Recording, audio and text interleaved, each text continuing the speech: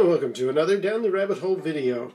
I wanted to talk again about the PlayStation TV, this little console I got for 50 bucks that's about the size of a deck of cards.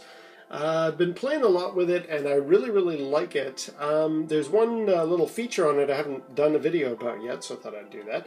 And also to kind of conclude my final thoughts on this thing.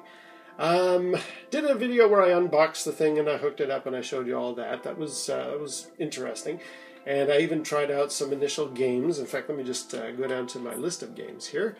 I'll show off some of these just as a final time. But yeah, there's also, I've done a video specifically about this, the Pinball Arcade.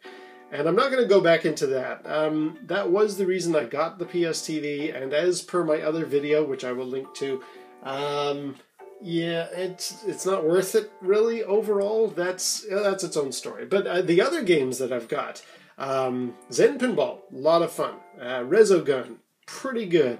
And TXK, I mean honestly, this is the reason to have a PSTV. Yeah, TXK here, this is the reason to get this machine. I mean, I just love TXK. The fact that it does the Tempest or Tempest 2000 or Tempest X3, whatever previous versions of Tempest that have existed, this game does it so well, and it's really, I still play this thing and I love it to death. It is a great rendition of the game. So this in itself, this is the reason to get the PSTV. So this is very good news. Pinball Arcade, not quite so much, but regardless. TXK, love it.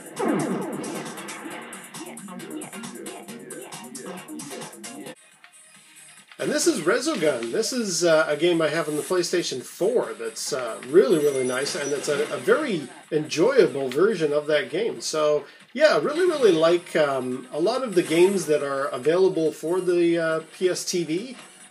And I also like the fact that I can play the older stuff too. I got some PlayStation 1 games on there. I'll try out some minis and some various other games. Oh, I'm in trouble.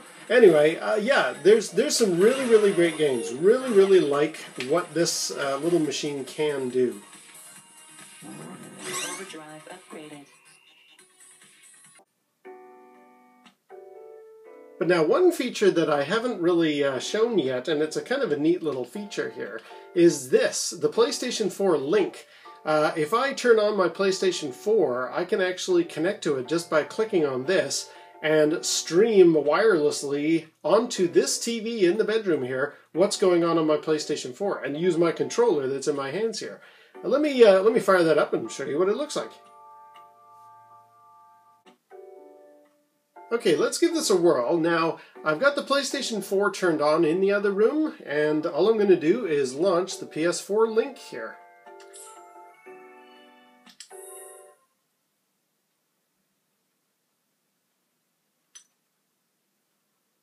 So it's just searching, it's connecting.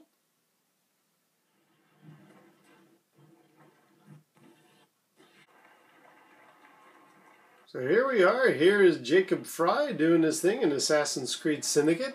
As you can see, it's kind of pixelated and definitely very rough around the edges. Like, look at that. You can see the connection is a bit tough. Not really that playable, but there's actually apparently a fix, which I'm going to initiate in just a second here. So I'll just do a little walking around. And I'm not going to worry about helping out the locals and stuff, but you can see there, like it's very ghosty, almost not playable, and this is a slow-paced game. I could never do something like Battlefront, I don't think.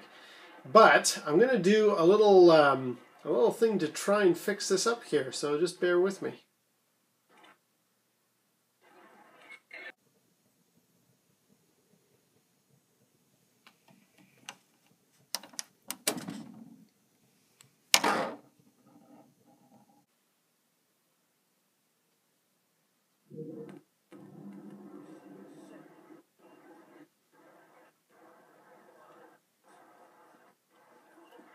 And as you can see, it's ever so slightly better. Now, I've heard that this is a better fix. Oh, you know what? I take it back. This isn't any better. I had heard that that was the solution. You pull out your HDMI connector, and it does improve the latency on the PSTV streaming, but this is really not much better. And again, this is a pretty complicated game. I mean, Assassin's Creed has got a lot of data that's got to be flowing over the airwaves, so for it to be even recognizable at this stage, I guess is maybe it's asking a bit much. However, I'll let me fire up something else on the or from the PS4 onto the PS3, just onto the PSTV, just so you get an idea that some games, like small indie titles, are definitely playable.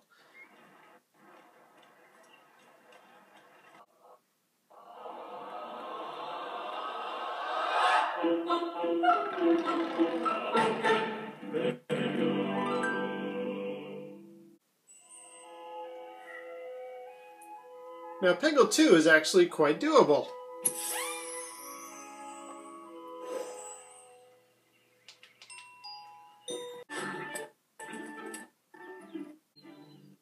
Now, I've actually had Peggle 2 running quite smoothly. I think I've actually got a little bit of interference tonight or something, but yeah, because it's a slow-paced game, you can definitely move the ball around, and you can pretty much play Peggle 2 without much trouble.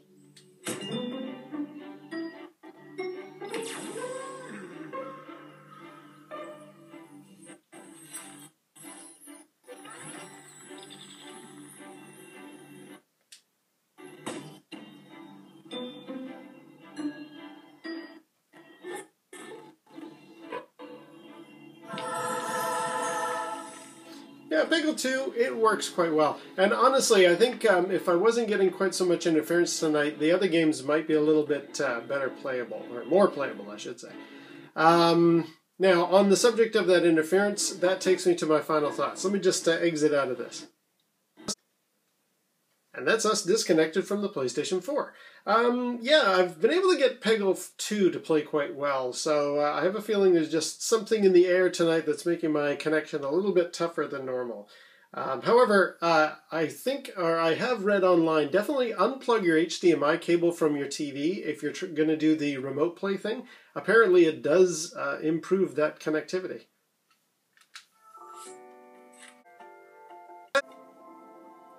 Anyway, so that is the PlayStation 4 link showing. As I say, I've been able to get that to run smoother before.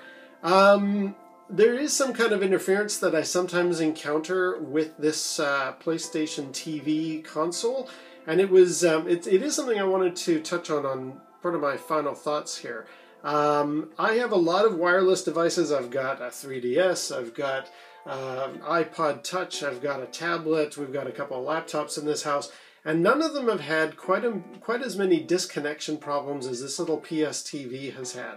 I'll be in the middle of a game, typically Pinball Arcade, and while I'm in the middle of my game, a thing will pop up saying I've lost connection to the PlayStation Store, where it authorizes or PlayStation Network, where it authorizes your ticket for the game. And I don't know if that's a Pinball Arcade issue specifically, because I haven't run into that while playing TXK or anything, but it is something to be aware of. I find this PSTV does disconnect from my network more often than any other devices I have. Is that a Pinball Arcade thing? Not sure. Is that the PSTV's fault? I don't know. Or maybe it's my router. Who knows? But I've ragged on to the Pinball Arcade enough times. I'm going to give that a break. Yeah, but outside of that, I think the PSTV is a great little device. It would have been a really nice, beneficial addition if it had other apps like YouTube and Netflix. I know they used to have a YouTube app, and then Sony pulled it. I think there was some licensing reason or something. And Netflix never did come to the Vita, which is weird because it's on like my 3DS, but whatever. If those had been available, this would totally be a huge recommendation, this console. But as it stands, you don't have those streaming media features, so it's strictly for gaming. But you know what? These games are great. I mean, I love everything that's on here. It's like having another PS3, almost. I mean, the graphics aren't quite PS3 quality if you look at things like Pinball Arcade or Zen Pinball on PSTV versus the PS3 version, which I have. There is definitely a degradation in the graphic quality and sometimes the frame rate with the PSTV version.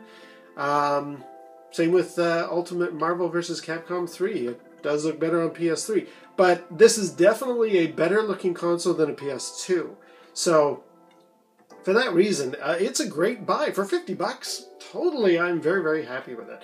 It would have been nice if some of those media features were available, and my whole Pinball Arcade experience has kind of burned me, but overall, I'm very, very happy with the PSTV. I'm very glad that I got it. And I just thought I'd show off some of the other features there. And yeah, I think this will be the last time I talk about the PSTV, but I will definitely be playing it a lot.